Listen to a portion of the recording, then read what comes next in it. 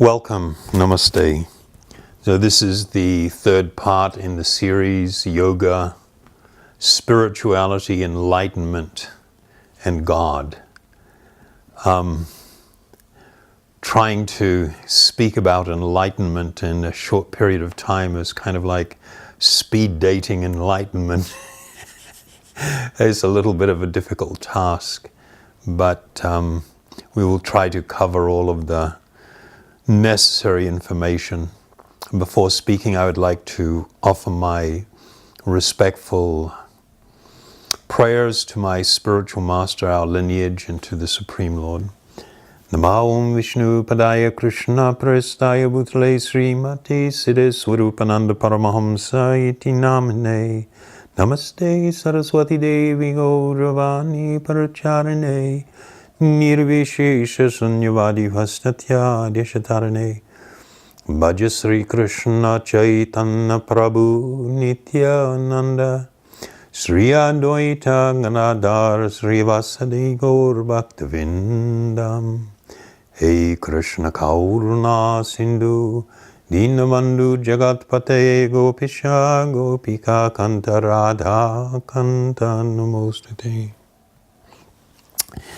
So, what is the foundation for enlightenment? It basically, what we're speaking about is, or the effect that it will have, enlightenment will have on us is largely, well, let me put it this way. Enlightenment really determines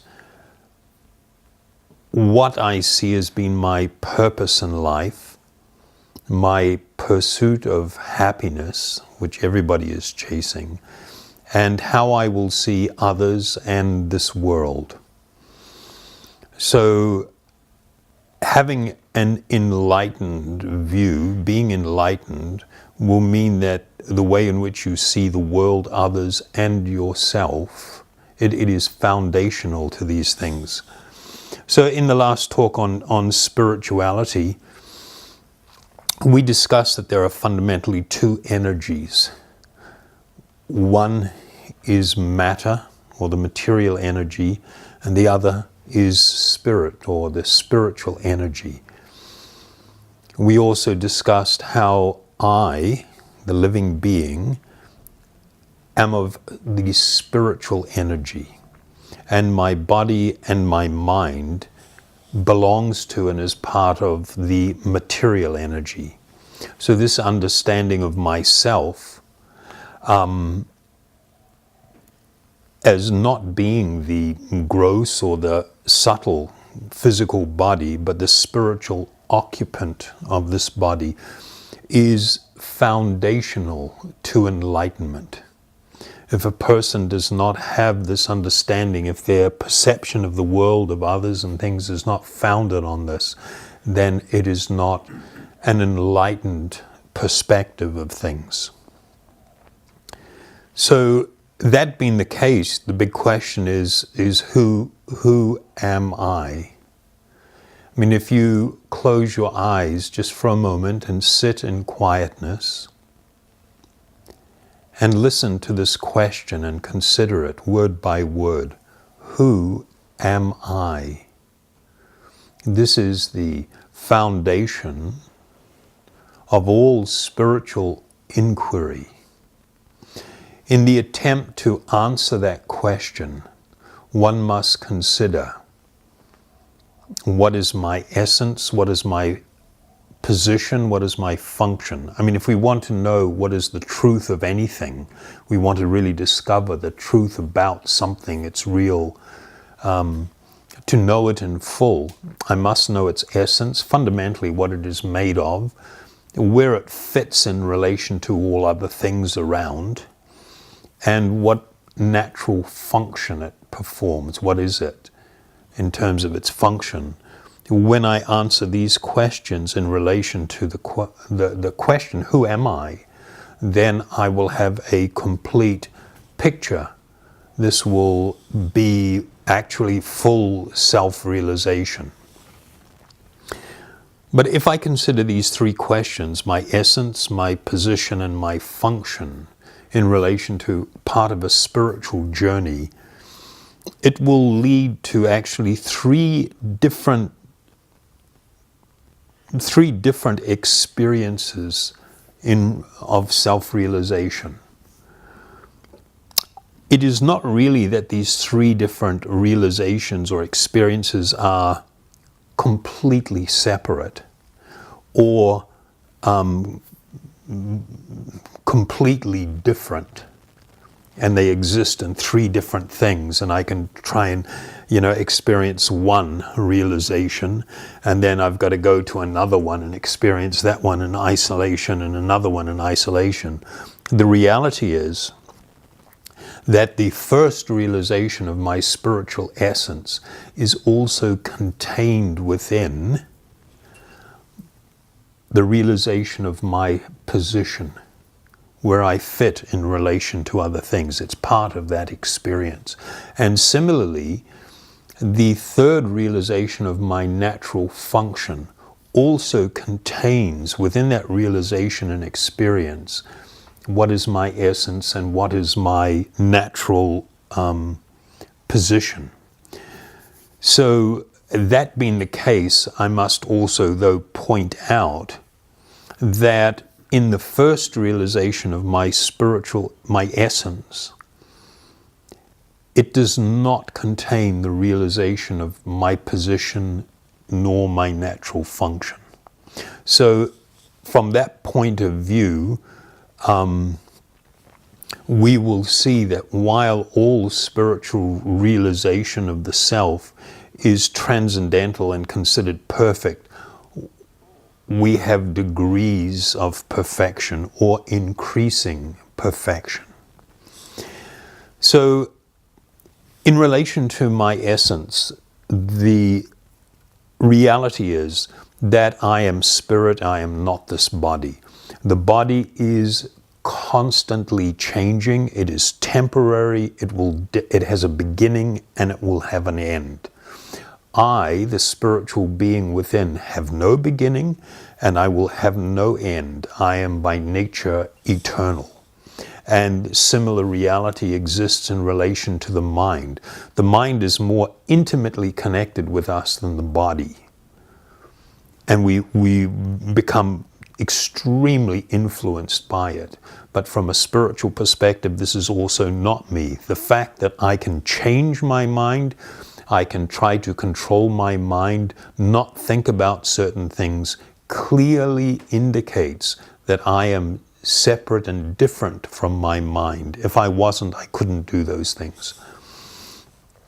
So I'll just read a couple of verses that speak to this subject of my essence. It's quite powerful. It's from one of the ancient spiritual texts of the Vedas, which is also a yogic text, called the Bhagavad Purana. So in the Bhagavad Purana, there's these three verses that are quite extraordinary. They're in different parts, but I'll read them together. Whatever a person experiences by self-realization, I'll read it again. Whenever a person experiences by self-realization that both the gross and the subtle bodies have nothing to do with the pure self, at that time he sees himself as well as the Lord or the highest spiritual truth. Then in another verse, just as fire, which burns and illuminates, is different from the firewood, which is to be burned to give illumination. Similarly, the seer within the body, the self-enlightened spirit soul, is different from the material body, which is to be illuminated by consciousness. Thus, the spirit soul and the body possess different characteristics and are separate entities. And then a third verse, one who is enlightened in self-realization, although living within the material body, sees himself as transcendental to the body, just as one who has arisen from a dream gives up identification with any bodies in that dream.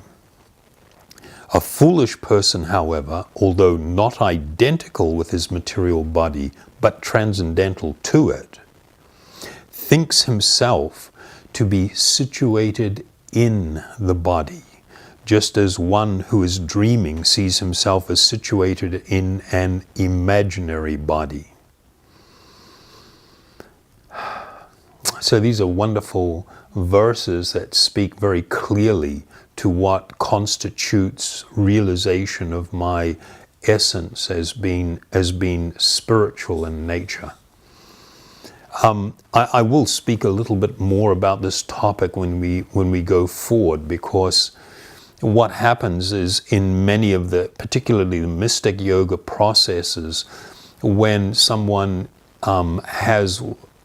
attains this, what is called Brahman realization, where sometimes it is experienced by the Kundalini type yogis, where they leave their body and merge into a vast ocean of spiritual light. This is realization of one's essence. But there is further things to be considered in relation to the question of position. What is my position? Where do I fit in relation to others? Where do I fit in relation to this world? This is a really important question and will determine how happy we will become or fail to become based on how we understand this question. So,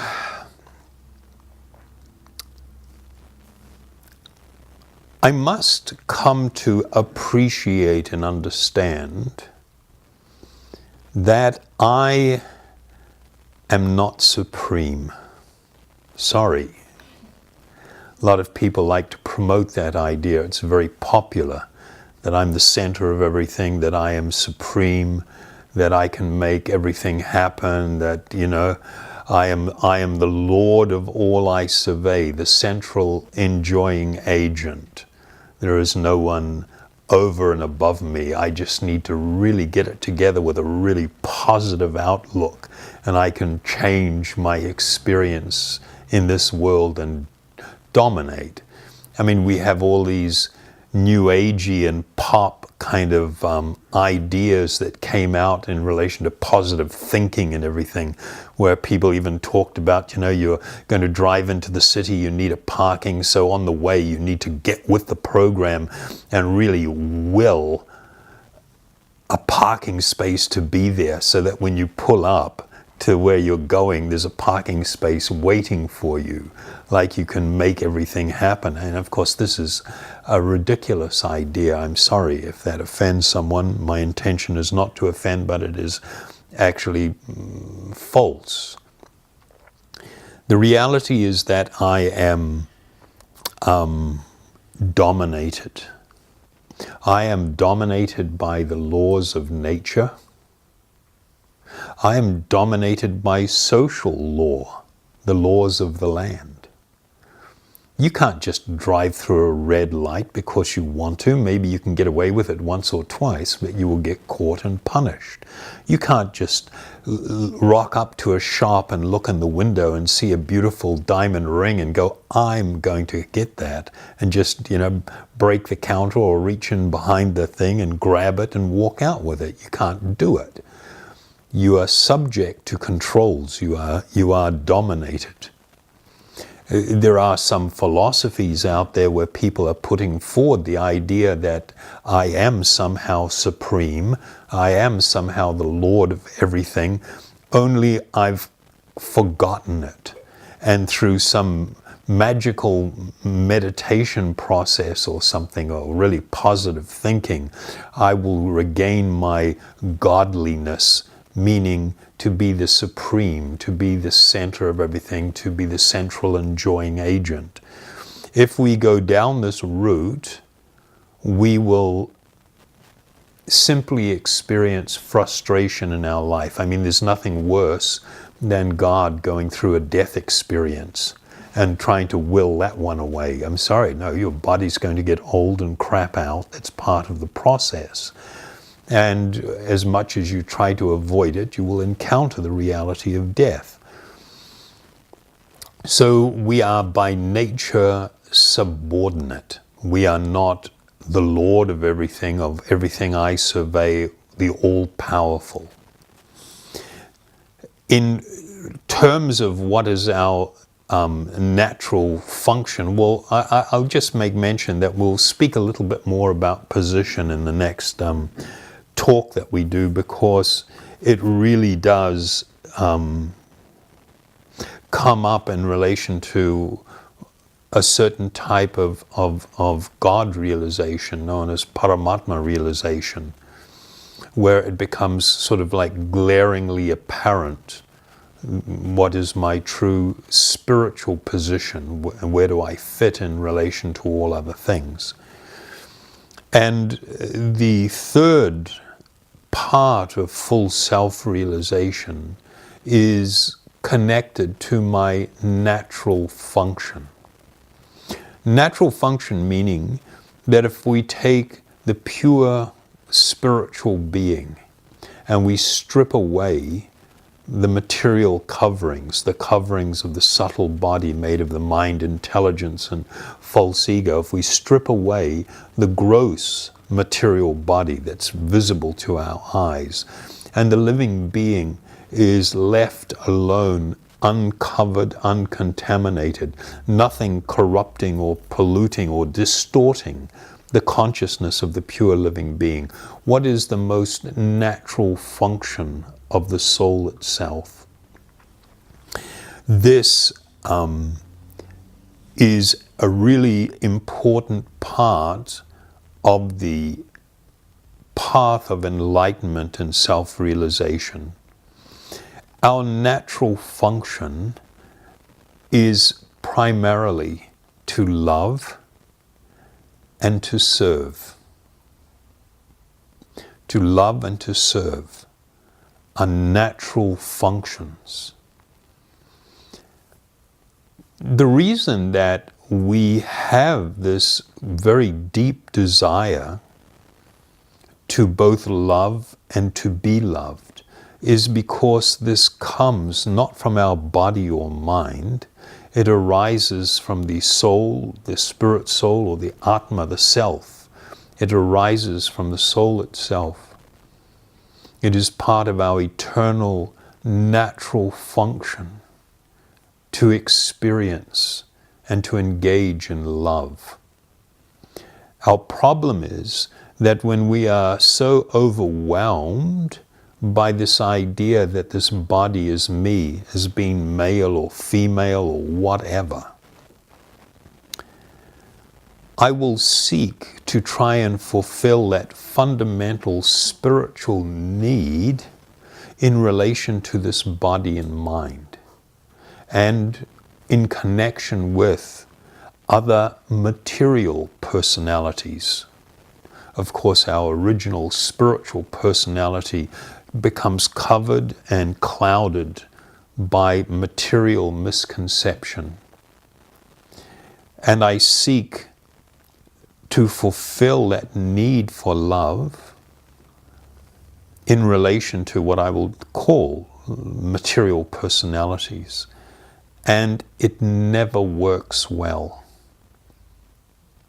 Even people in the nicest relationships still read love stories, watch movies about love. Even the heavy rockers sing about it. Remember that one? What was it called? A Foreigner. Years ago, in the 80s. I want to know what love is. I want you to show me.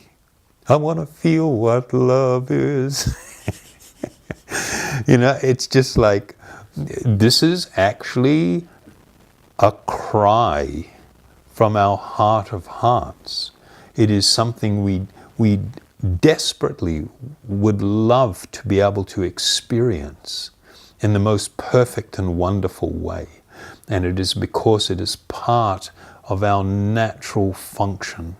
It cannot be fulfilled on the material plane. It is a spiritual need and must be experienced in a spiritual way. The other thing that really is part of our eternal function, it is to serve. And it's kind of like this weird conflict. We exist in this kind of strange, actually polluted consciousness where we're trying to be like mini gods. We're trying to be the center. We see everything, the world and everything in relation to us, falsely thinking this body is me and this mind, and this is who I am. And so I lay claim to my house, my car, my husband, my wife, my partner, my parents, my children, mine. It's all mine. I'm the center of things. And I seek, and I'm constantly engaged in the pursuit of happiness with this very, with this self-centered focus, meaning centered upon myself. And yet we have this experience that I tell you, you do it with your children. You bring them to a homeless shelter or to a community in need or people in some suffering condition, and you go and you perform an act of kindness. It warms the heart in a way that nothing else does.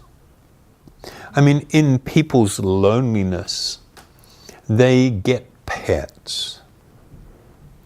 And people feel that they have a loving relationship with their pets. They speak to their pets, they care for their pets, they're very absorbed in worrying and thinking about them. And what is it that we're always doing? We are serving. We are trying to do nice things. You know, if we have a relationship, if we feel affection for someone, it is inevitably always expressed in a desire to be pleasing to them, to do something for them, to somehow serve them. You know, whether we have children or sometimes it gets a little hard with our own kids. When you have grandchildren, it's kind of much easier. You're detached from the day-to-day dealings with them, and when the little guys show up, you know, the grandparents become, they call it doting grandparents. Why do we have this nature? Why do we enjoy this? Because it is a small glimpse into part of our spiritual identity. It is part of our spiritual nature. And therefore, when a person has the full experience of self-realization, when I have fully realized my essence, my position, and my function, then it really begins to tremendously alter how I live while still within this world. How I am living and the knowledge that flows from self-realization is enlightenment. This is what enlightenment means. It is founded on true wisdom, true spiritual... Well, no, let me change it. When we are enlightened, we acquire spiritual knowledge.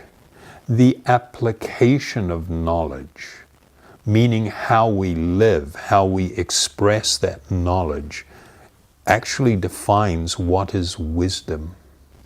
When you act on spiritual knowledge, you are acting in a wise way. So this was our brief and rather fast look at this topic of enlightenment. And just as a recap, I am a spiritual being. I have an eternal spiritual essence. I have a natural position where I fit in relation to others. I am not supreme, I am dominated. And my natural function is to both love and to serve. This is a function of the soul itself. And the more I am living in harmony with those spiritual truths, the happier I will be. When I stray from those spiritual truths, when I begin to consider the body as me, or the mind as me, when I see this world and others as something to exploit and to use to try and squeeze some happiness out of, I am not living in harmony with spiritual reality. I will be unhappy because of that, even if I am highly successful. My natural function is to love and to serve. When I can engage in this in the most perfect and spiritual way, then I will experience unlimited, boundless happiness and joy. That will be the experience. And the opposite is true. If I live with false understandings of who I am, and that drives how I relate to others in the world, my life will be one of difficulty, pain, and suffering. And the end of the life in this body will be a terrible experience, rather than it being an enlightened and wonderful experience. It will become something quite tragic and unfortunate. So we will pick up in the next talk that we have, looking at this question of realization in relation to God or some higher truth.